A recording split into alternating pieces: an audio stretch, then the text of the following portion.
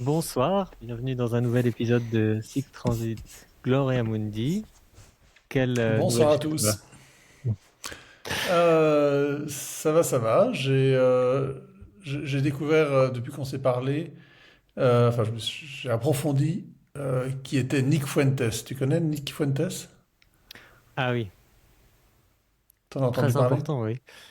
Alors Nick Fuentes, je connaissais déjà avant son dernier, finalement ce qui est il est un peu en train de revenir sur la scène puisque là maintenant il a eu un long entretien avec Tucker Carlson il y a peut-être une semaine, 10 jours, qui a déclenché les foudres partout aux États-Unis. Très impressionnant. Moi, je connaissais Nick Fuentes parce que c'était un des. euh, ça fait longtemps qu'il a des petites bagarres avec Ben Shapiro, donc de Daily Wire. J'avais vu notamment une vidéo où je crois que Nick Fuentes, avec des amis, avait réussi à retrouver Ben Shapiro dans une rue et puis se croiser sur. Ben Shapiro était avec sa famille et puis se croisait sur un passage piéton il, il était un peu menaçant en fait envers Ben Shapiro, enfin intimidant, disons. C'était pas, ça reste c'est pas non plus quelqu'un qui gagnerait dans une bagarre, Nick Fuentes, mais bon voilà, c'était pas très honorable ce qu'il faisait. Et puis l'autre information que j'avais de lui récemment, c'était qu'il était, c'est Candace Owens qui lui reprochait un peu d'être ce qu'ils appellent un Fed, c'est-à-dire un agent en fait, de faire exprès de discréditer la droite en disant des choses complètement incongrues. Et donc ça, c'était un peu l'autre information que j'avais de lui. Mais j'ai trouvé ça très intéressant j'étais jamais allé écouter ce qu'il disait, de l'écouter en direct avec Tucker Carlson. Néanmoins, j'ai eu quand même l'impression j'ai pas été 100% convaincu que ce qu'il disait dans cet entretien était réellement le fond de sa pensée. C'est toujours compliqué, hein, mais je trouve qu'on est souvent quand on est dans des situations, qu'on discute comme ça avec quelqu'un, on va être amené à dire des choses qui sont peut-être pas la vérité sur le fond de ce qu'on pense. Et voilà, c'est un peu ce que j'ai l'impression que ça m'a donné. Mais je trouvais quand même que son histoire était incroyable, son Tu peux le présenter parcours. peut-être. Tu peux peut-être Ouais, expliquer qui peut-être c'est. tu peux Oui, essaye, je compléterai si, parce que j'ai plus exactement les détails en tête. Ouais. Mais il est jeune, Ouais, Nick très Fuentes, jeune. c'est un, un activiste américain. Euh, il est De à Boston, c'est ça, moitié. ou quelque chose comme ça? Il a fait ses études à Boston, mais il n'est pas à Boston University, mais il n'est pas Ah de oui, Boston. d'accord. Il est de, je crois qu'il, non, il n'est pas de Chicago. Bon, donc il a quelque chose comme 25-26 ans. C'est devenu la star ou le croque-mitaine de la droite américaine et de la droite très à droite, c'est-à-dire la droite nationaliste américaine, blanc, enfin racialiste, c'est-à-dire en tout cas soutenant les blancs. Il est, euh, il est d'origine irlandaise et mexicaine, je crois. C'est ça, puisqu'il a quand même un nom de famille Fuentes qui n'est pas anglo-saxon, hein, il est d'origine mexicaine en partie. Certains, j'ai lu ça aujourd'hui, Il est catholique donc, hein, alors si je me trompe pas. Ouais. il est catholique, mais certains ont fait quelques recherches aujourd'hui, je dis ça sur Twitter, établissant que Fuentes était un nom de famille typiquement conversos. Alors qu'est-ce que c'est que les conversos? Les conversos, ce sont les juifs espagnols, enfin les séfarades, qui, lors de la Reconquista, après 1492, se sont convertis au catholicisme de façon plus ou moins sincère. C'est pas Et ce qu'on appelait les maranes ou... ah ouais, les maranes, en français on dit marane, je crois, mais je crois qu'on dit conversos en espagnol. Mhm. Et donc, alors l'ironie est intéressante parce que Nick Fuentes est considéré comme très antisémite. Et il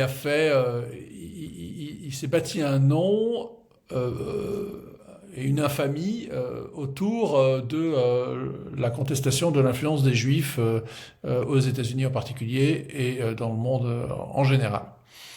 Alors, Euh, pour préciser, parce que c'est toujours un peu la nuance, c'est anti-juif ou alors enfin, plutôt qui contestent leur influence ou alors anti-israélien en fait, parce que il me semble que alors, en c'est fait, sur il ces est, en distinctions qu'il fait, joue un peu, hein. ouais, alors c'est ce qu'il dit dans l'interview de Tucker Carlson, mais c'est parce qu'il va bien plus loin dans Mhm. ses interventions directes, dans ce qui s'adresse à ses fans, enfin à ses suiveurs qu'on appelle les Groypers, donc Groypers.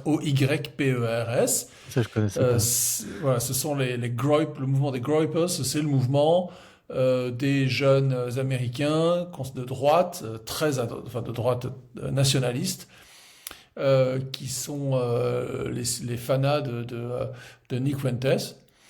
Euh, le phénomène de Nick Fuentes est très intéressant à plusieurs égards. D'abord parce que lorsqu'il raconte son parcours, c'est un parcours, je pense, qui peut toucher beaucoup d'Européens aussi, conservateurs. Il commence comme libertarien. C'est-à-dire il a 17 ans, 16-17 ans, il s'intéresse beaucoup à la politique et il va se former, et il va se former autour des libertariens, des Comme économistes militant. autrichiens, comme Ouais. militant, et puis comme pour connaître, avoir une formation intellectuelle. Il va lire beaucoup Thomas Sowell, donc cet intellectuel noir américain, historien, philosophe, qui est toujours vivant et qui a une grande influence sur la droite américaine libérale, conservatrice.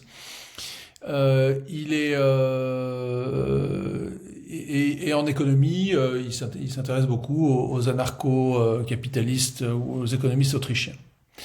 Et puis, dans la version de son histoire, il raconte qu'un jour, autour de ses militants, il va se heurter au réseau pro-israélien de la droite américaine, parce que en fait, il va se mettre à poser des questions provocatrices ou sincères sans doute au début, puis ensuite il se rend compte que c'est un bon filon et il en fait de la provocation. En demandant pourquoi est-ce que l'État d'Israël reçoit un tel soutien financier de la part des États-Unis. Voilà. Pour lui, c'est le mouvement des America First. Donc c'est comme ça qu'il appelle d'ailleurs son mouvement. Il a un, un comité politique un comité d'action politique, ce qu'on appelle CPAC, enfin le CPAC c'est les conservateurs, mais lui c'est CPAF, je crois, enfin enfin voilà, il a un comité, une espèce de comité qui permet de financer des campagnes électorales, mais qui est America First. Donc ce sont des Oui. isolationnistes. Et Et ce qu'il explique, si je me souviien bien, c'est qu'en fait, il dit, mais on donne tellement d'argent à Israël et quel est le retour sur investissement pour les États-Unis d'Amérique? D'où les voilà. États-Unis d'Amérique d'abord. Et donc, son argument, c'est qu'il n'y a pas vraiment de retour sur investissement. Voilà, alors tout ça va se doubler et va se prolonger dans sa carrière militante et aujourd'hui surtout après la mort de Charlie Kirk, donc ce militant de la liberté d'expression et qui était conservateur, qui débattait dans les universités américaines, assis à une table et qui s'est fait assassiner on verra par qui et pour quel motif, parce que le gars n'est pas encore jugé. Euh, et en fait, on s'attendait à ce qu'il y ait une figure qui surgisse après ça. Ben, la figure qui a surgi après ça, aujourd'hui, c'est Nick Fuentes. En Ah France, oui, c'est comme on ça que ne le tu le connaît vois. Oui. pas. Ouais, c'est comme ça que je vois. Oui. Parce qu'en fait, il était très enfin lié. C'était un adversaire à droite de Charlie Kirk, en fait. Hein. Je trouvais que Charlie Kirk était trop conciliant avec les milieux pro-israéliens chez les conservateurs, sur d'autres sujets aussi. Mais bon, ils se respectaient, mais ces Groypers allaient souvent provoquer Charlie Kirk à sa droite. Ah oui. Charlie Et Kirk faisait souvent, pardon, je t'ai pas demandé, mais ça a une étymologie, Groyper, ou je ne sais plus quel est non? quel est le sens. D'accord. C'est pas très intéressant, mais bon, il y a un sens. J'ai D'accord. oublié ce que c'était. J'avais cherché, mais ça m'a pas frappé. Il y a pas de, ça n'a pas Oui. de sens particulier. C'est simplement un nom que se sont donnés Mhm. Donc c'est pour les Français qui nous écoutent, ça peut paraître éloigné, ça peut sembler ne pas nous concerner. Sauf que comme je disais tout à l'heure, il y a un mouvement semblable en Europe, et je l'ai vu chez le petit milieu des libéraux européens, Oui, qui depuis 10-15 ans, enfin il y a eu une évolution, une prise de conscience soudain que l'islam était une religion qui était un milieu culturel et religieux en Europe qui était dangereux pour les libertés, pour notre civilisation occidentale. Alors, la position de Nick Fuentes sur l'islam, elle est tout à fait paradoxale, elle est très, très étonnante pour nous. Lui, il dit que l'islam lui pose beaucoup moins de problèmes que le judaïsme. C'est c'est évidemment Euh, oui, mais c'est ce qu'il... parce qu'il a il regarde plutôt les personnalités, non? Non, non, c'est là, lui, c'est sur un point Non, de vue vraiment? religieux, Oui. et ouais, ouais, son anti-judaïsme est très profond, au point qu'il préfère des islamistes, enfin, des musulmans à des juifs.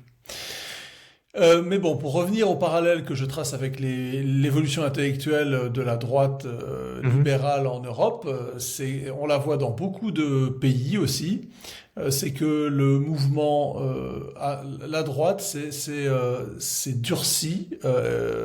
Les libéraux, alors peut-être qu'ils n'ont pas changé de position, mais que c'est simplement la gauche qui est devenue beaucoup plus extrême et qui a déporté, un peu comme Elon Musk, on en a déjà parlé entre nous, des gens qui étaient des démocrates, c'est-à-dire du Oui. centre, centre-gauche, qui soudain se sont retrouvés à droite parce que la gauche tenait des positions tellement extrêmes sur des affaires d'immigration, d'identité sexuelle, d'identité nationale aussi, que des gens de centre droit ou légèrement conservateurs ou libéraux se sont retrouvés repoussés très à droite. Et donc ça, Nick Fuentes raconte un peu sa vie, son évolution dans le paysage politique, évolution intellectuelle aussi, de cette manière. Intellectuelle, c'est beaucoup dire, enfin, son évolution politique, Mhm. un peu de la même manière.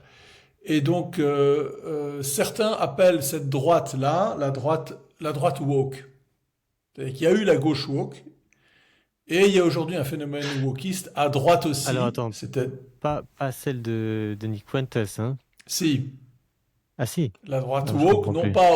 non pas woke au sens où il tiendrait des positions extrêmement libertaires en matière de mœurs, mais simplement un durcissement intellectuel, politique, la prise de position extrême à droite.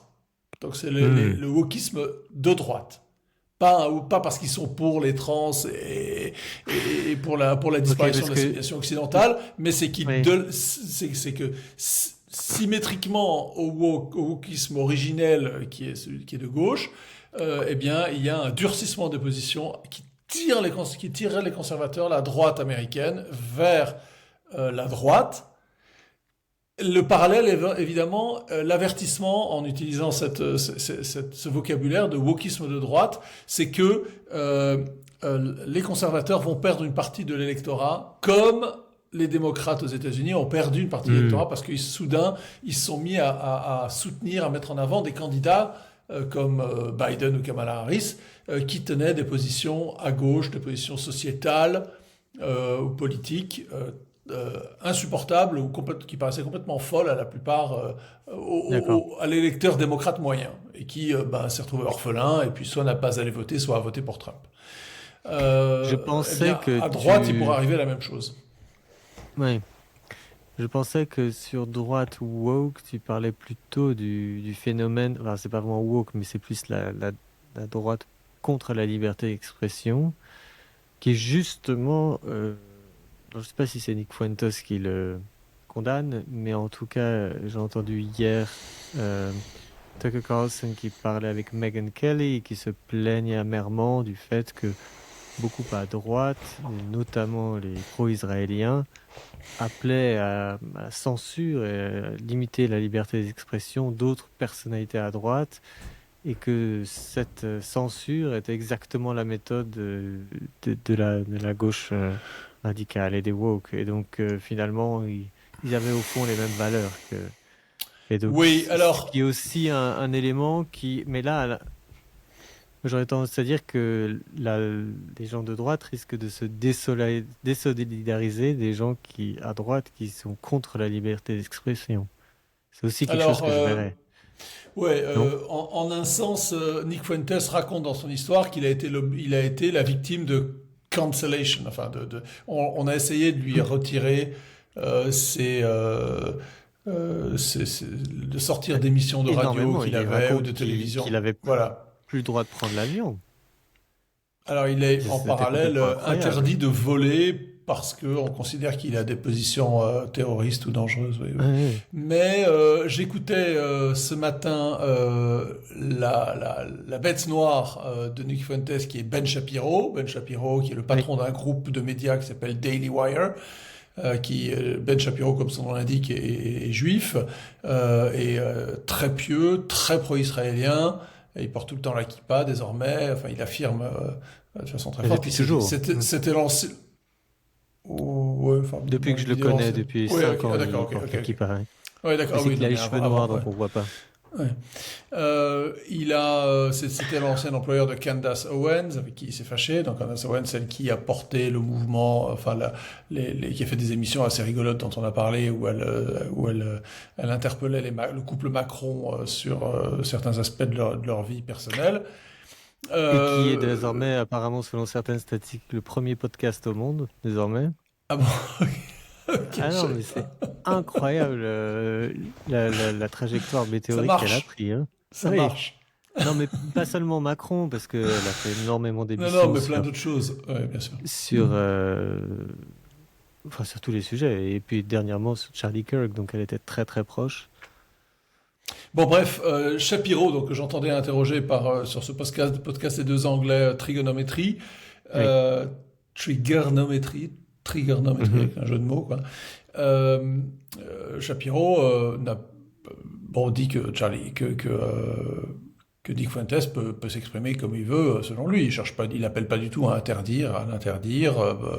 Il n'y a pas de violence en particulier dont il serait des menaces dont il serait donc Ben Shapiro serait la victime et qui justifierait une interdiction une limitation de la liberté de parole de Nick Fuentes. Donc peut-être que alors il y a ce que dit Ben Shapiro et puis il y a ce que Nick Fuentes raconte de son passé dans lequel Ben Shapiro a sans doute joué un rôle, c'est-à-dire le fait qu'il a perdu beaucoup il a été peut-être proche de Ben Shapiro, peut-être pas Shapiro lui-même, mais qui lui ont conduit à avoir des déboires dans sa vie professionnelle euh, Et en fait, je et de crois que limiter sa liberté d'expression. le, le truc le plus bizarre qui s'est passé, ça je peux vous envoyer une vidéo à ce sujet, c'est que lorsque Tucker Carlson a eu cet entretien avec Nick Fuentes, il me semble que c'était un des premiers, euh, des premières personnes avec une grande audience et une grande plateforme qui avait accepté de faire ça. Il a été condamné par Ben Shapiro et d'autres, alors ils ont ressorti des articles du président de Daily Wire, qui est donc l'associé de Ben Shapiro, qui s'appelle Boring, de son nom de famille, un an plus tôt, qui avait rencontré Nick Fuentes et qui disait que il était très sympathique et il fallait qu'il vienne sur Daily Wire pour faire une émission, en fait. Et donc, ça devient un peu des batailles de chapelle, et puis je sais, ça devient difficile de trancher. Mais de ce que je vois, j'ai de plus en plus de mal à comprendre la position que défend Ben Shapiro, en fait, sur ce point-là. Et moi, je vois il y a un appel à la censure de ce qu'il fait. Je trouve ça très triste parce que j'ai longtemps suivi ce qu'il faisait. Je pense qu'il est un peu en perte de vitesse justement par rapport à d'autres comme depuis que Tucker Carlson a quitté Fox News et que donc il fait des nouvelles percées dans tous les sens, commencer par son entretien avec Poutine et puis plein d'autres choses. Et puis Candace Owens sur un autre registre, je trouve qu'il est peut-être un peu dépassé. Et puis avec ce changement d'opinion en fait sur Israël dont on avait parlé, il me semble, au début de cette année ou quelque chose comme ça, ou cet été, où je te faisais part de mon étonnement du fait que, alors c'est vrai qu'en en France, depuis très longtemps, j'ai l'impression qu'une bonne partie de l'opinion est pro-palestinienne, mais de là à être, mais aux États-Unis, d'avoir surtout des républicains qui sont anti-israéliens, je trouve ça très nouveau, en fait. Est-ce que toi, tu penses que c'est aussi quelque chose qui pourrait se propager à la droite libérale en Europe? Bah, écoute, on a déjà parlé. Parce que quand tu disais que ça avait un rapport, que Nick Fuentes avait un rapport avec notre situation, enfin avec notre monde politique, c'est à ça que tu pensais? Je parlais plutôt de la. Oui, je parle de cette. De ce glissement vers des positions de plus en plus euh, nettes à droite. Je ne vais pas utiliser les mots radical, qui ont un jugement qui sont un jugement de valeur, mais euh, de ce durcissement des positions à droite en Europe. C'est le cas, par exemple en Angleterre, où soudain, tu as l'effondrement des partis centristes de gauche et de droite, donc Oui. les conservateurs le Labour. Pareil en Allemagne, l'effondrement de la CDU et du SPD. En Angleterre, donc t'as évidemment le parti de Nigel Farage sur la question d'immigration en particulier Mhm. qui est en Reform tête, UK. Reform qui est en tête des sondages. En Allemagne, il y a l'AfD aussi. Alors le système électoral fait que l'AfD est bloquée en Allemagne et aura beaucoup de mal à prendre le pouvoir avant si elle ne fait pas plus de 40%. En Angleterre, Reform est coté à 35% dans les sondages, ce qui lui donne une majorité absolument écrasante lors de la prochaine élection à cause du mode de scrutin. Bon, les électeurs tiennent compte de ça dans leur réponse, ils tiennent compte de l'effet sur le mode de scrutin. En France, bah, tu as évidemment le Front National. On peut discuter des positions exactes du Front National, mais le symbole, en tout cas, c'est que c'est un parti qui remplace les Républicains, enfin les partis de droite classiques, et puis qui mange également sur la gauche, comme tous ces partis. Et Oui, mais dans le aussi, militantisme, soudain, cette aisance donnée par les sondages.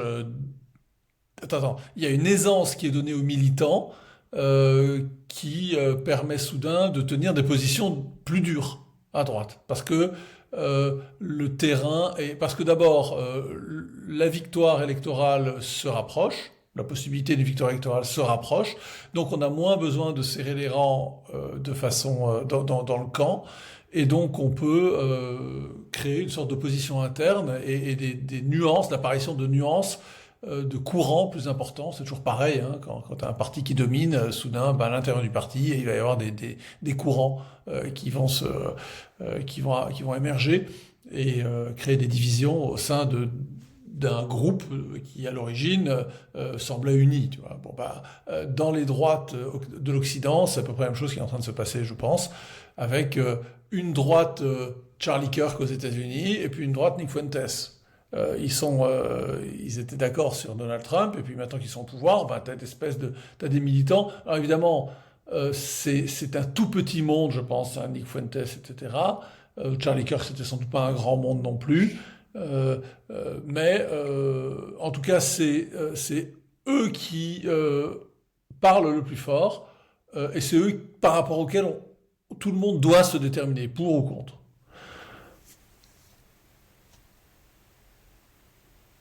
oui. Euh, ok, je comprends. Et au sujet du Rassemblement national, moi, j'ai quand même l'impression depuis la sortie en fait de Zemmour, enfin depuis il a commencé à un peu entrer en politique, j'aurais tendance à dire que le Rassemblement national s'est fait un peu dépasser par la droite, par Zemmour et donc ils sont quand Pas même dans un les peu sondages, poussés à pas du se. tout, pas du tout dans les Non, sondages. Voilà, non, mais pas sur le programme. Ouais. Ça se voit oui, pas dans oui, les bien sûr. sondages parce que c'est le parti d'origine et je pense que toute personne qui est enfin, qui arrive dans cette sphère veut donner la chance à la meilleure équipe, à celle qui est la plus forte. Et je pense qu'au point de vue des idées, ils sont quand même remis en question par beaucoup de personnes qui considèrent que leur programme a trop d'idées de gauche ou alors est vraiment trop mou. Oui, c'est exactement ce Ou que je est-ce que disais. c'est... Ouais. Il y a toujours des radicaux, il y a toujours des gens plus bolcheviques que enfin, tu vois, dans le parti, dans l'histoire du communisme, c'est comme ça. Et puis, c'est un mouvement, je pense que c'est de la sociologie, en fait, hein. Dans un groupe humain, tu as toujours des gens qui vont vouloir en rajouter, être plus à droite que, L'analogie que je prendrais est un peu différente, c'est qu'en fait, avec la marée se retirant, avec de- l'opinion qui va de plus en plus à gauche, le Rassemblement national a essayé de rattraper l'eau, et puis tout à coup ça s'est inversé, et puis se sont retrouvés les pieds dans l'eau, en fait. C'est plus comme ça que je le vois. ouais, ouais, bon, toujours est-il que, pour être tout à fait clair, je pense que Nick Fuentes est un véritable antisémite, euh, j'ai pas beaucoup de tendresse pour ses positions. J'observe ça, parce que de toute façon, le milieu américain, encore que j'ai cherché à tracer des analogies entre l'apparition d'un phénomène Nick Fuentes aux États-Unis et puis ce qu'on voit ici ce qu'on constate déjà en Europe, hein, qui s'accomplit à notre manière, avec notre mode politique, notre milieu politique, et nos traditions politiques ou électorales aussi, qui font que c'est pas la même chose qu'aux États-Unis. Mhm. Euh, je suis pas sûr d'avoir vu beaucoup d'expressions d'antisémitisme chez les militants de droite en Europe. Je crois que de ce côté-là, la liberté, enfin alors il y a la liberté les lois sur la liberté d'expression en Europe qui empêchent ce genre d'expression, ça c'est Oui. certain. Encore que elles sont en général, les lois sont employées contre les gens de droite, enfin encore que un Dieudonné soit pas vraiment quelqu'un de droite, hein. Euh, et donc, en Europe, c'est quand même la barrière du discours admissible est quand même très étroitement Mhm. fermée, solidement J'avoue fermée. que j'ai un peu du mal à suivre ce que tu dis, parce que c'est vrai que de cet entretien avec Tucker Carlson, qui est vraiment pour moi le seul temps que j'ai consacré considérablement à la pensée de Nick Fuentes, je n'ai pas ressenti qu'il était particulièrement antisémite, anti-israélien, oui, mais tout autant que, euh, disons, légèrement plus, il essaie de s'en défendre, effectivement, à certains moments, quand Tucker Carlson lui disait qu'il ne voyait pas exactement les choses comme lui. Mais ce qui, moi, m'a plus marqué que ça, donc ce qui m'a touché, c'est son histoire, Nick Fuentes, ses débuts. Euh, on est très touché, enfin, ou du moins, c'est marquant son don de la parole. Il est quand même Ah oui, il est excellent très orateur. doué. Oh, ouais, ouais, Voilà, il et est donc très très doué, ça bien c'est sûr. fort. Et puis, ce que je trouvais absolument magistral, c'était ce moment à la fin où il a commencé à sortir ses théories sur les femmes, parce qu'il est, pour résumer, c'est presque un incel en fait. Ouais, il est assez. Ouais, ouais, là, Tucker Carlson, il l'a repris en lui disant, enfin, l'air de dire, mon petit, t'es pas marié, t'as pas c'est- d'enfant, t'y connais rien, hein. Et il ouais, lui a dit, et exactement, puis c'est complètement et l'autre, immature. ouais, ouais, Et j'ai trouvé ça un moment assez bah, touchant parce que Tucker Carlson est plus âgé, l'autre est beaucoup plus jeune, et donc il lui apprend un peu la oui, il l'a sagesse sur écouté. ce que c'est Oui, il l'a écouté, mais aussi il a essayé de le faire progresser en lui disant que oui, peut-être qu'il a des fantasmes de dominer les femmes, mais que dans un couple, c'est pas du tout comme ça que ça se passe. Ah oui. Et il faut quand même. Et ça c'est l'expérience qui parle, et l'autre n'en a absolument aucune. Et je sais d'ailleurs même pas s'il est particulièrement intéressé par les femmes. En tout cas, c'était vraiment flagrant son immaturité. Et puis il y avait un vrai arc presque narratif dans cette conversation. Et ça j'ai apprécié.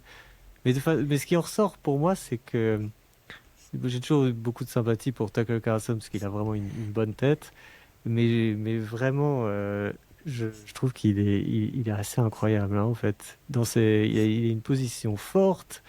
euh, il est, j'aime bien sa manière d'argumenter, où tu sais, à chaque fois, il disait oui, oui. Et à chaque- quand quelqu'un lui raconte quelque chose, c'est sa manière de réagir est toujours très, très drôle.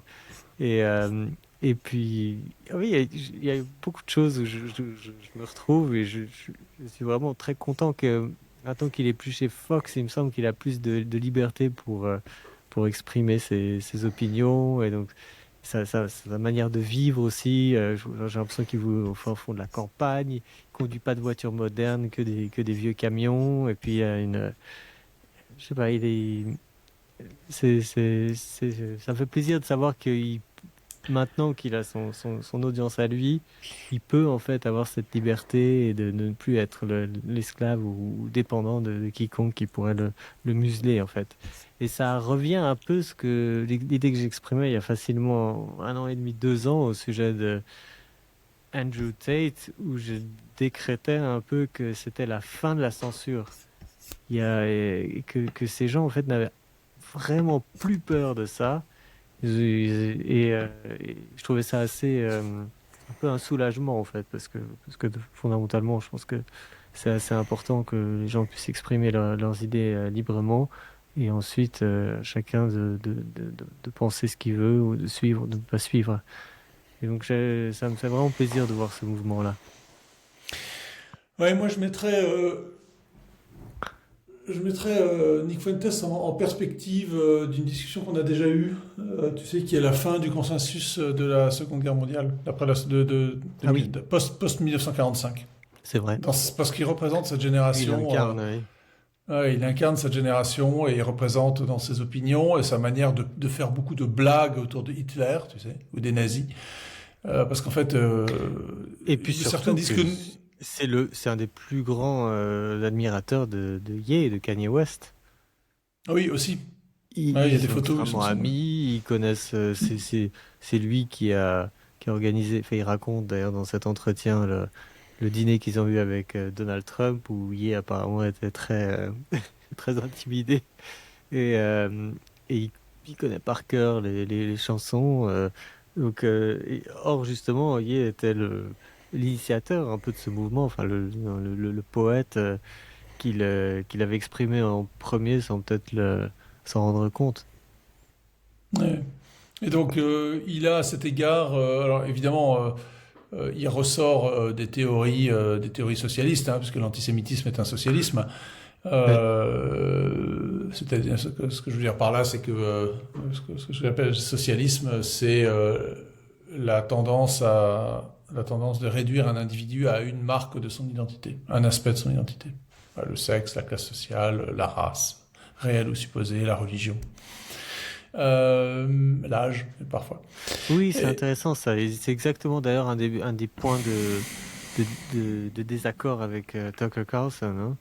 Il s'est exprimé assez nettement dans leur ouais, il lui conversation. Hein. rappelle, d'abord, il lui rappelle au Ouais, nom du christianisme qu'on ne discrimine pas les gens d'après leur race, hein, enfin d'après ouais. des aspects particuliers.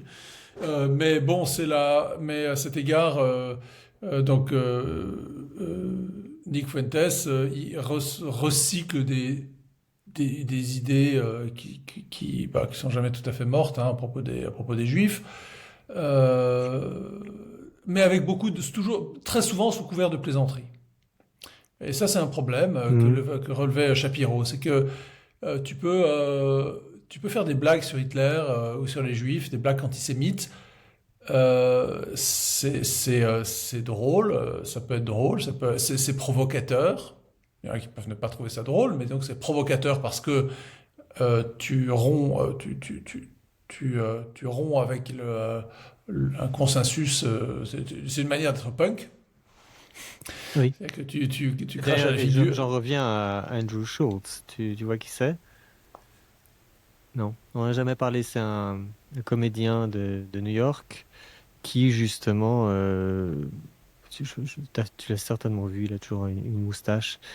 Et il était dernièrement chez Joe Rogan et lui, il est très, je sais pas exactement quelle est sa position, mais en fait, il a une espèce d'immunité où lui, il a le droit de faire des blagues sur les Juifs et ça fait rigoler tout le monde et puis sur tout le monde. Et il repousse aussi Ah, un j'ai peu jamais vu ses, ça. ses frontières lui aussi. Faudrait Bon, ouais, tu bref. regarderas Andrew Schultz. Ouais, tiens, je vais regarder ça. Ouais. Et donc, Ben Shapiro disait, oui, tu peux faire des plaisanteries, et Nick Fuentes, très souvent, exprime son antisémitisme ou son admiration d'Hitler sous couvert de blagues, sur le ton de la plaisanterie, mais il y a un moment où, en fait, tu commences à te dire, attends, ce qui était un peu le cas euh, de, de Dieudonné. C'est que Dieudonné aujourd'hui dit ouais, c'était des blagues. C'était une manière de pousser dans ses retranchements le consensus en disant aux gens, ben voilà, ces blagues sur les juifs, enfin, la façon dont il faisait rire, euh, en fait, il faisait rire des antisémites. Est-ce que lui l'était? Sans doute pas, mais il faisait rire les antisémites, il flattait un public antisémite. Très souvent d'ailleurs d'origine musulmane, hein, pour Dieudonné. Et Mhm. donc, c'est intéressant comme sujet. Hein, à quel moment est-ce qu'en fait tu utilises l'humour comme façon de faire passer un message, d'exprimer des opinions plutôt, faire passer un message, d'exprimer des opinions qui sont en fait méprisables, qui sont dégoûtantes, qui sont pire qu'un crime, une faute. Et donc, il faut faire attention à ça. Et d'ailleurs, ça me fait penser moi-même aux blagues que je peux voir passer, sur lesquelles je ris, puis ensuite qui me paraissent beaucoup moins drôles au bout d'un certain temps, quoi. Mhm. Euh, voilà. Voilà pour Nick Fuentes, dont on entendra sans doute encore parler, parce que Oui. parce qu'il devient, d'une certaine manière, il risque de devenir mainstream. Le New York Times est en train de le normaliser, non pas pour louer ses positions, mais sans doute aussi pour savonner la planche des conservateurs, parce qu'on voit très bien, de la même manière que le maire de New York qui vient d'être élu, là, Zoran Mamdani, est un gros problème pour les démocrates si jamais il prend un essor national. Ben, de la même manière, pour les républicains, Nick Fuentes et ses Groypers seront un problème pour les conservateurs américains, pour les républicains, parce que ils vont dégoûter une partie de l'électorat qui considère que ces opinions ne sont pas raisonnables et, euh, Mhm. et leur faire perdre des voix. C'est probable. Donc Et finalement, toi, c'est embêtant. tu penses que ça vaut la peine de donner à Nick Fuentes le micro? Oui, si ce n'est pas un entretien, et ça je le reproche à Tucker Carlson, softball interview, tu vois, un Ah, tu ent- trouves? ouais, c'était un entretien mou du genou, un Ok. entretien mou. Parce que moi, Il fallait le confronter sur certaines de ses déclarations de façon nettement plus nette, en lui demandant de s'expliquer, quoi. Qu'est-ce qu'il veut dire Mhm. par là? Oui, faut l'interroger, mais il faut l'interroger sérieusement. Là, Tucker Ok. Carlson, il n'a pas fait du bon journalisme, j'ai trouvé. Hein, Ah oui. Mais bon, Tucker Carlson, il fait comme Henri Desquin, c'est-à-dire qu'il ne fait pas du journalisme. Il invite Non. des gens à parler, et puis et puis il exprime son opinion. Il n'est pas là, il n'est pas dans une position de neutralité ou de fausse neutralité. Il prétend Je même pas crois la qu'effectivement, neutralité. oui, il fait plus de journalisme. Mais Moi, je voudrais voir Nick Fuentes chez Joe Rogan. Ça serait différent. oui, oui, ça c'est vrai. Oui. Hein. Ouais, Mais ça serait beaucoup plus néanmoins, intéressant. ouais. Mais au-delà de ça, je trouve que la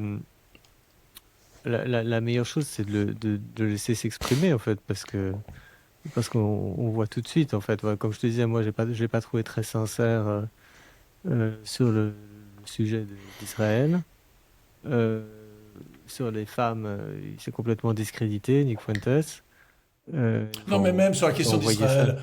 Non, mais même sur la question d'Israël. Enfin, Tucker Carlson, les États-Unis, chaque année, versent 3,2 ou 3,8 milliards de dollars sous forme directe ou matérielle à Israël.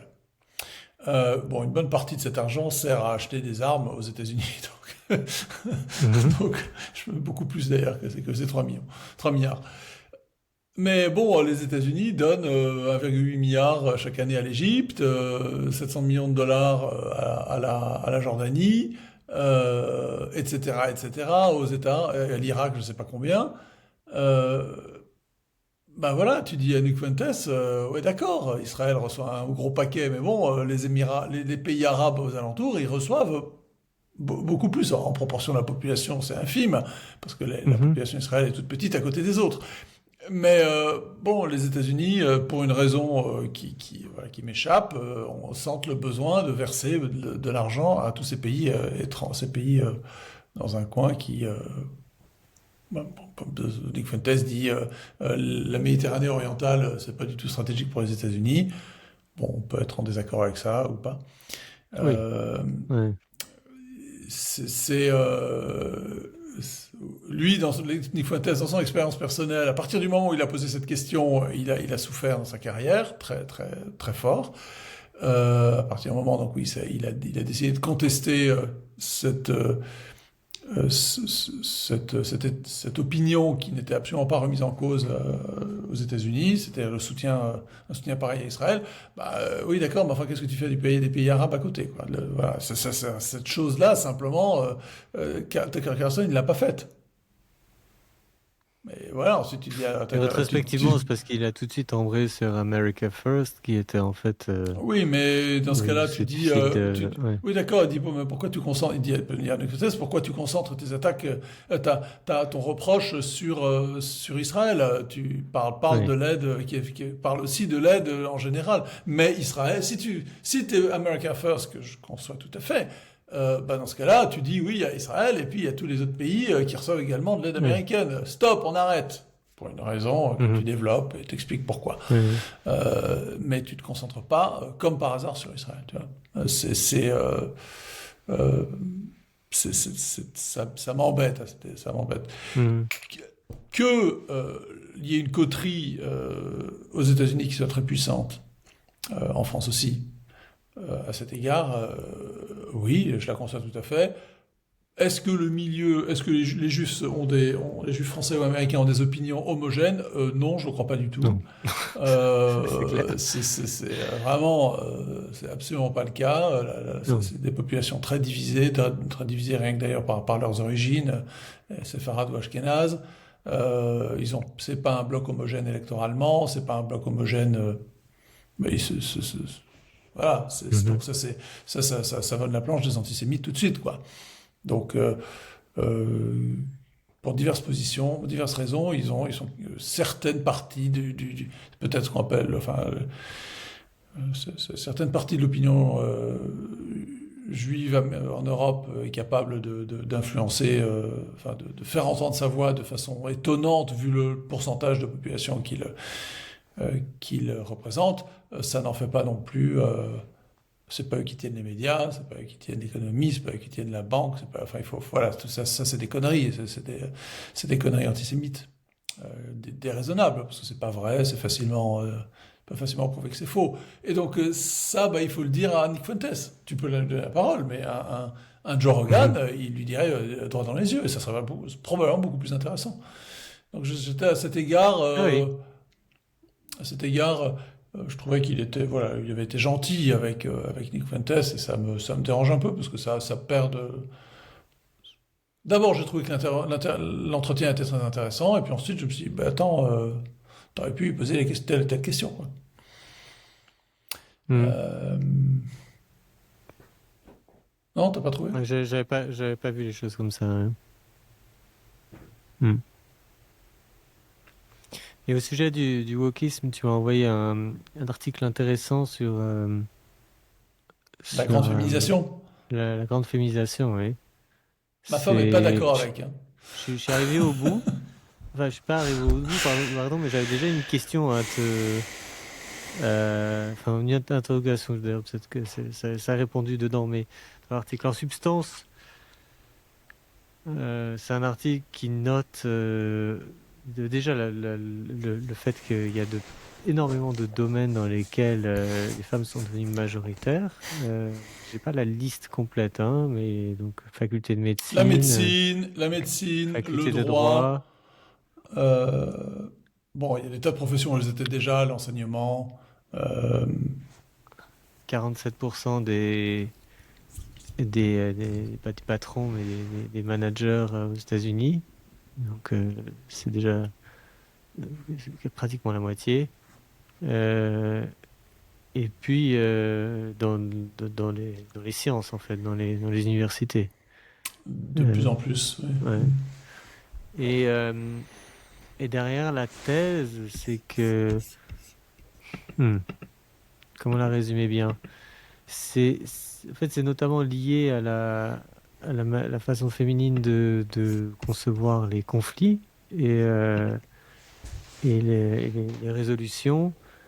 Et ça souligne que cette manière de s'offusquer qu'on voit dans le wokisme de façon très euh, axée sur les sentiments et sur le ressenti est très féminine et que en fait le wokisme est simplement une traduction de la féminisation alors, peut-être pas de la société, mais des personnes qui ont le micro ou qui sont capables d'influencer les décisions.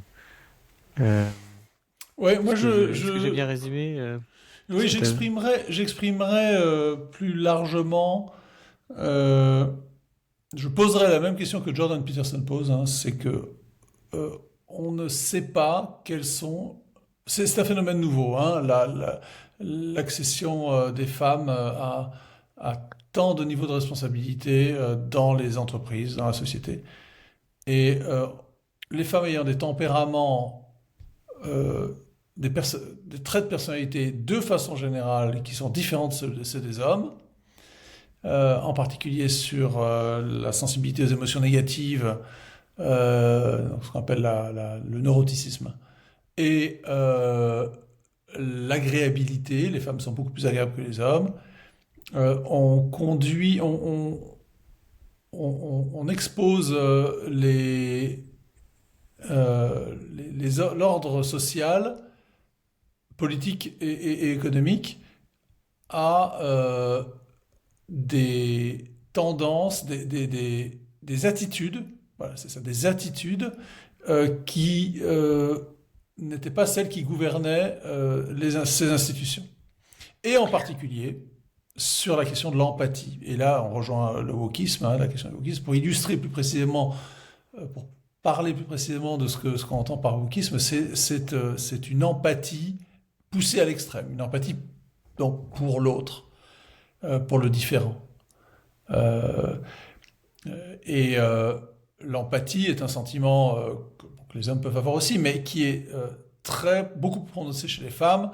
Et l'empathie parce que c'est l'attention à l'autre, et c'est un aspect, c'est un rôle féminin, l'attention à l'autre, dans un couple, dans une société, au petit, c'est un sentiment féminin, c'est une attitude féminine. C'est aussi parce que les femmes sont plus intéressées par les personnes, les relations personnelles que par les objets. Et C'est ce Peterson qu'on pose appelle le... aussi maternel, en fait, hein, être maternel. Oui, c'est ça, voilà. Mais on peut dire, on peut préciser ce qu'est être maternel, Ouais. c'est être empathique.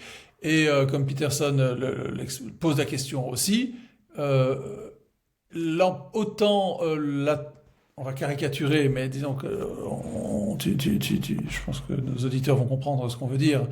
Euh, autant on est tout à fait familier avec le problème posé par l'autoritarisme, l'excès d'autoritarisme, qui est, disons, une qualité plus masculine, euh, parce que ça débouche sur la violence, ça débouche sur l'oppression. Euh, autant on est beaucoup moins familier des problèmes posés par un excès d'empathie. Et ce qu'on peut appeler l'empathie suicidaire. C'est-à-dire que tu deviens tellement empathique, tu refuses tellement le conflit, tu veux tellement faire place à l'autre que ça te conduit à toi à abandonner des positions qui constituent ton bien et donc à commettre une forme de suicide symbolique ou un effacement, un remplacement. Et la question migratoire, par exemple, est tout à fait une expression de cette empathie suicidaire. Et moi, c'est comme Plus ça que je... la manière différente de résoudre les conflits. Donc, tu parlais évidemment de refuser le conflit chez les femmes, ce qui implique que chez les hommes, il y a une plus grande tendance à vouloir la guerre, mais Refuser aussi le conflit, attention, Oui, refuser le conflit ouvert et violent, hein, ou refuser la possibilité de la violence physique. Ça, c'est féminin. Les femmes sont tout à fait capables d'avoir des comportements antisociaux, et en particulier la destruction de la réputation, qui est oui, mais qui est un justement, conflit. Hein, mais oui, c'est vas-y, un vas-y. conflit, mais de façon un peu masquée. C'est-à-dire qu'il y a, en fait, pour simplifier, les hommes, c'est on monte au créneau, on se bat, on se serre la main assez rapidement. Et justement, les femmes, c'est larvé. euh, et puis il y a la rancœur, ce qui nous amène à un sujet qu'on traitait tout à l'heure, c'est un peu une des thèses de l'article, de dire que le fait de la cancel culture, donc le fait de De détruire la réputation, de oui, détruire la c'est réputation plus de ça, quelqu'un, c'est de décréter que quelqu'un n'a plus le droit de c'est sa s'exprimer. réputation. Oui, mais ça va un peu plus loin, parce que en fait, on lui coupe C'est les le rendre cheveux. infréquentable. C'est le rendre infréquentable. Oui, c'est C'est ça. vrai, Hein. oui. Oui, c'est ça, le rendre C'est ça. infréquentable.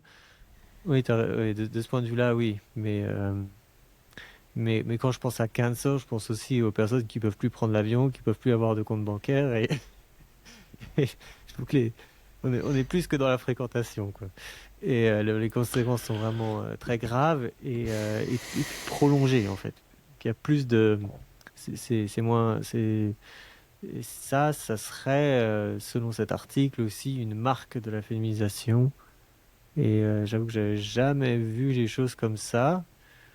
Euh, et donc là, on parle un peu des inconvénients hein, de tout ça.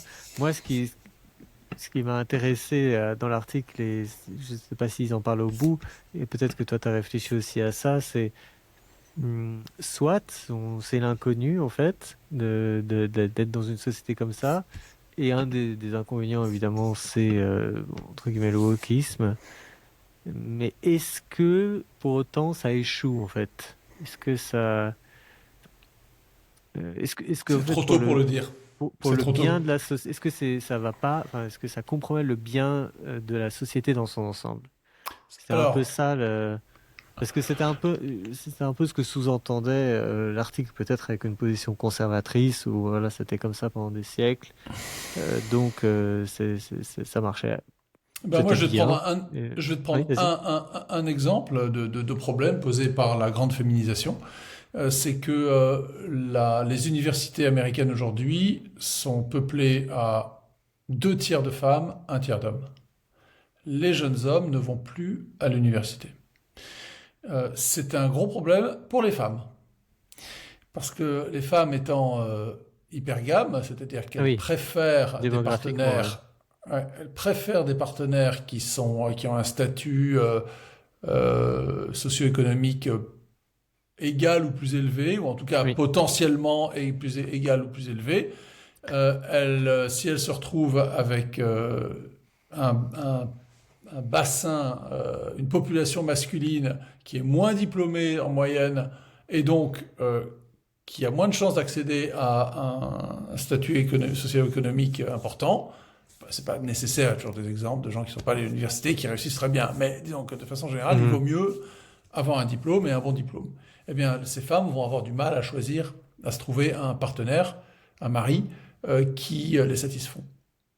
Oui.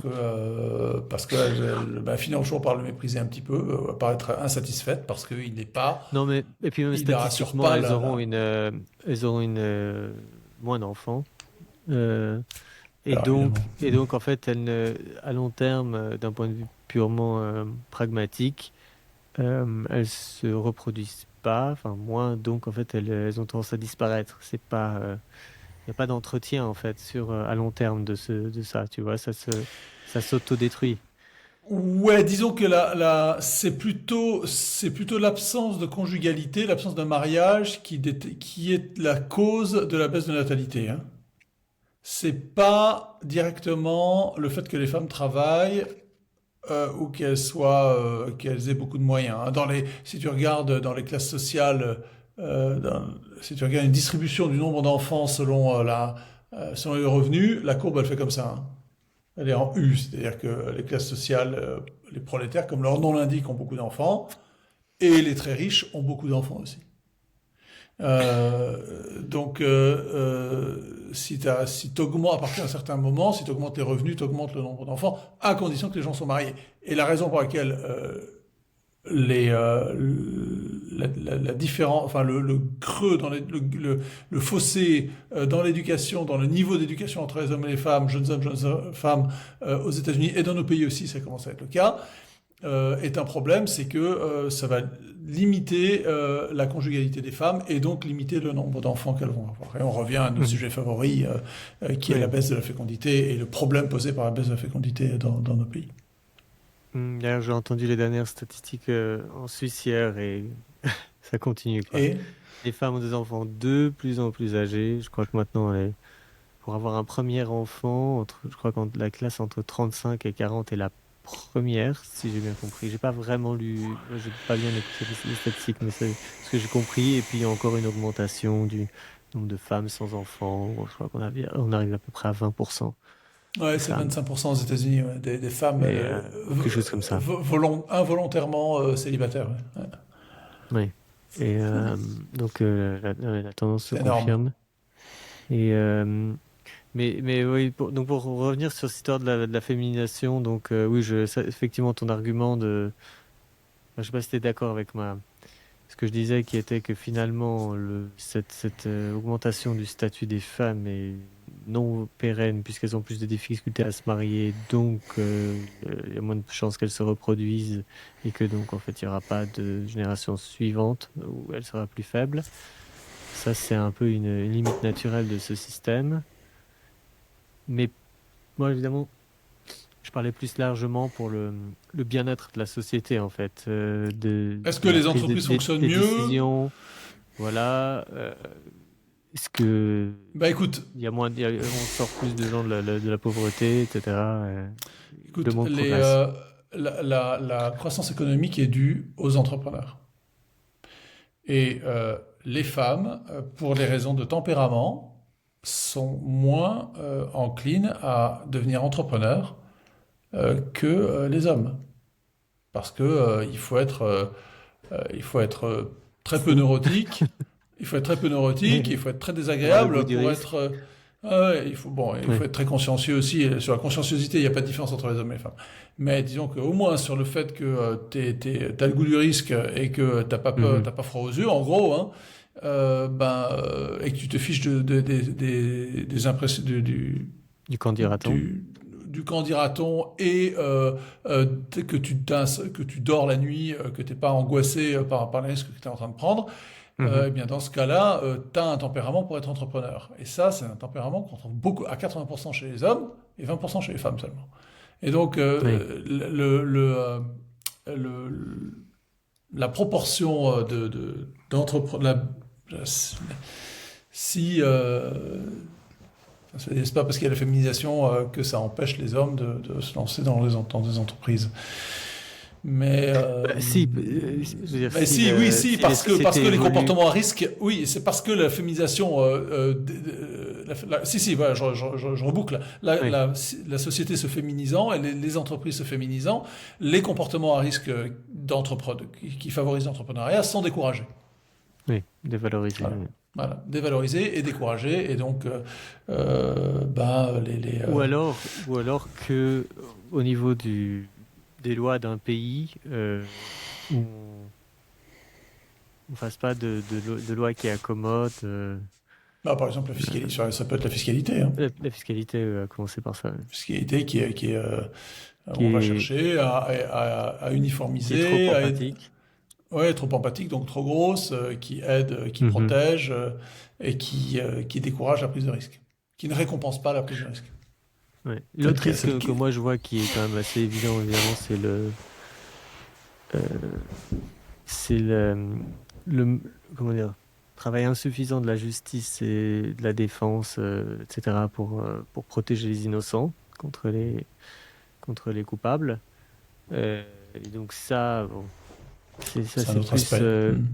une augmentation de l'injustice, disons, avec la difficulté euh, de punir. Et d'ailleurs, à ce sujet, je sais pas si tu as regardé cette vidéo complètement incroyable de Sargon of Akkad où il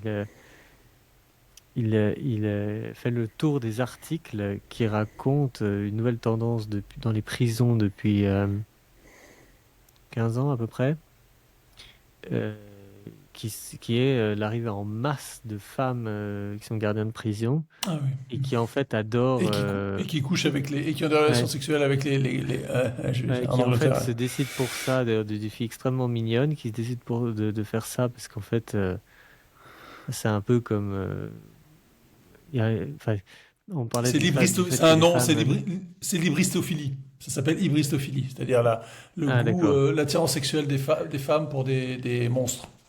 Oui, Hybris. ouais, c'est ça, mais aussi un peu le goût du risque, en fait, hein, de la même manière Mhm. que pour une femme, monter sur un cheval qui est si puissant, en tout cas statistiquement, il y a tellement plus de femmes qui montent à cheval que ça doit leur faire quelque chose en plus. Euh, de la même manière, et ça veut dire un peu à l'encontre du goût du risque. C'est que là, il y a un goût du risque, hein, de C'est pas coucher avec un homme exactement. dangereux. C'est pas ça? C'est pas un goût du risque en fait. C'est le mythe de la Belle et la Bête.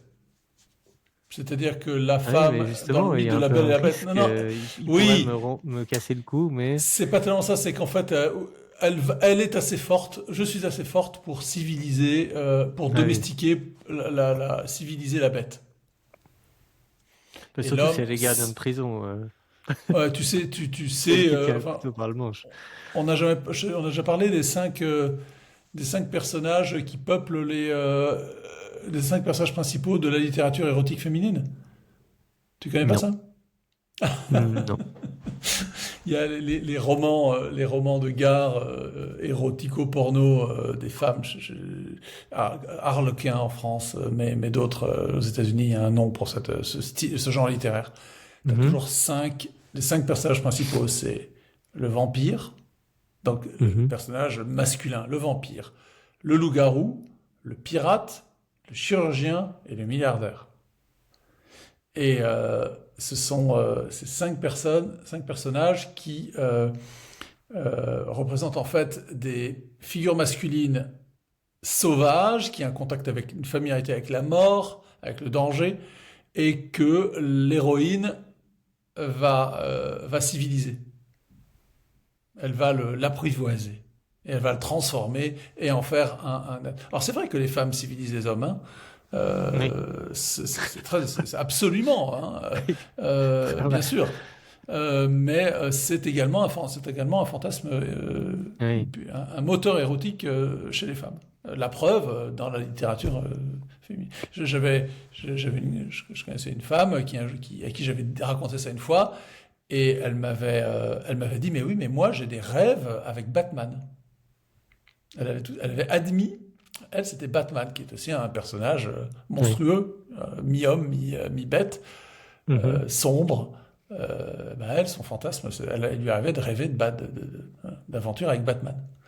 Incroyable. Ouais. Donc pour revenir aux prisons, bah, l'inconvénient évidemment Il c'est y a de que ça. la prison n'est plus la prison. Euh, et donc Il y ça a des devient tas n'importe quoi. d'aventures, ouais, il y a des tas de gardiennes de prison qui ont des aventures avec Je suis d'ailleurs étonné que c'est en Angleterre, hein, surtout, hein, je suis pas sûr que le phénomène existe en France. En France, tu as les femmes qui écrivent aux criminels. Il Oui. y a eu récemment Salah Abdeslam là, qui a fait parler de lui. Des tas de femmes qui s'offrent à des prisonniers célèbres qui sont attirés, qui leur écrivent et avec qui ils ont des relations. Mais je suis pas sûr qu'en France, dans les prisons d'hommes, il y ait des gardiennes de prison. En tout cas, en Angleterre, oui, il y a ça existe. Et la conséquence, c'est que tu as des gardiennes de prison qui couchent avec des prisonniers et qui ensuite deviennent complices Oui. D'évasion. d'évasion. Ouais. Voilà, là, c'était pas. On parlait pas particulièrement de ça hein, dans la vidéo, et puis il n'y a pas particulièrement de preuves de ça, mais ouais. Et alors, mais là, on arrive aussi sur un sujet peut-être un peu plus délicat. Il y a eu, c'est toujours sur la question de la compétence quand les femmes se mettent dans des métiers d'hommes. Donc, il y avait ces fameuses vidéos lors de la tentative d'assassinat de Donald Trump, où il y avait cette femme qui était garde du corps, qui arrivait, Ah oui, oui, oui, oui, qui oui. arrivait plus à remettre son pistolet dans sa poche. Euh, et puis, les femmes, enfin, soit dans l'armée ou alors dans la police, des femmes qu'on met à des postes où en fait, elles n'ont pas du tout enfin, où il y a des vidéos qui sont assez compromettantes sur leur incapacité à gérer des voleurs, voilà, dans des moments où c'est un peu physique. Après, il y a aussi beaucoup de vidéos qui se moquent des policiers anglais qui sont gros, enfin des hommes, mais qui en fait sont pas du tout recrutés pour leurs aptitudes physiques, alors qu'ils sont mis dans des positions, je sais pas, dans des manifestations où en fait ils sont pas à la hauteur. Donc ça, c'est aussi quelque chose qu'on remarque. Euh, et puis il y a la dernière tendance. Est-ce on avait parlé on avait parlé de cette tendance du.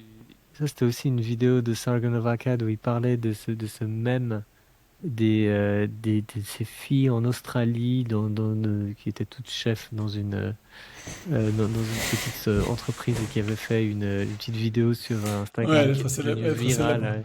Je Ouais, sais pas ouais. d'ailleurs comment est-ce qu'on la surnomme cette vidéo, si elle a un nom, mais. Et, It is and Bob. ah oui, c'est ça. Girl boss and a trench. Enfin, il y a Voilà, c'est ça. Et lui, ce qu'il souligne, Sargon of Akkad, alors je suis pas 100% convaincu par son argumentation, mais c'est que les femmes ont tendance euh, à, à moins prendre leurs responsabilités quand elles sont directrices et puis à se mettre en scène. Et alors, et selon lui, ça nous amène donc à des situations où en fait la société, par exemple, va cracher, enfin l'entreprise va cracher, mais elles vont pas prendre leurs responsabilités en accusant quelqu'un d'autre. Ou alors, il prenait aussi l'exemple du casse au Louvre, où en fait les nouvelles directrices de la sécurité et puis directrices générales avaient été visiblement ces derniers mois plus préoccupées par le fait de refaire leur bureau que par le fait de renforcer, de travailler la sécurité, comme on l'a vu. Euh, et puis, enfin voilà, d'autres exemples comme ça. Et c'est un peu anecdotique. Je suis pas 100% convaincu de l'argument.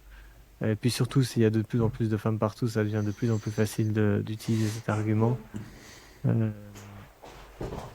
mais oui, ça c'est aussi quelque chose qui est un peu une conséquence qui serait une conséquence de la féminisation. Hmm.